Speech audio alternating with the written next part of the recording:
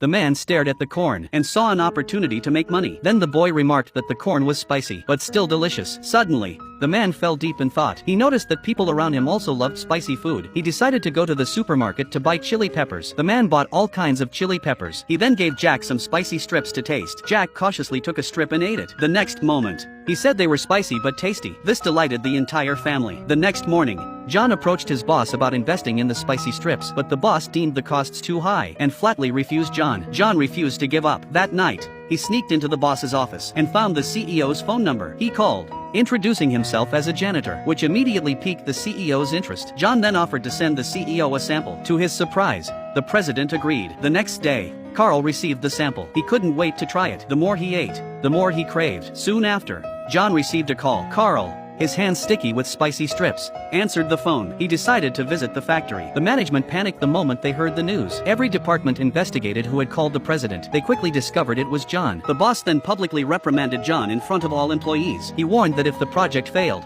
the factory would suffer massive losses and could even shut down. Everyone would lose their jobs. John began doubting his decision. The next day, Carl arrived at the factory. He demanded to see John immediately upon entering. John emerged from the crowd. Since the president had limited time, John quickly described the spicy strips flavor, saying they were highly addictive. Once customers tried them, they couldn't stop. The factory manager then asked about the snack's market share. John gestured with his hands to illustrate. All the senior executives laughed at him, but the president ignored their objections and approved the project. Soon, a snack called La Tiao hit the shelves in major supermarkets. 5 days passed. The spicy strips weren't selling well. Instead, many were piling up on the shelves. Seeing no results, the factory manager wanted to halt production. John was devastated. Just then, a friend encouraged him, and hope reignited. When he returned home that evening, his son suddenly mentioned he hadn't seen any ads for the spicy strips on TV. Only then did John realize why they weren't selling. But he had no money left for advertising. Then his son pulled out his New Year's red envelope money. John was deeply moved. The next day, he sought out friends from other cities. Though they looked intimidating,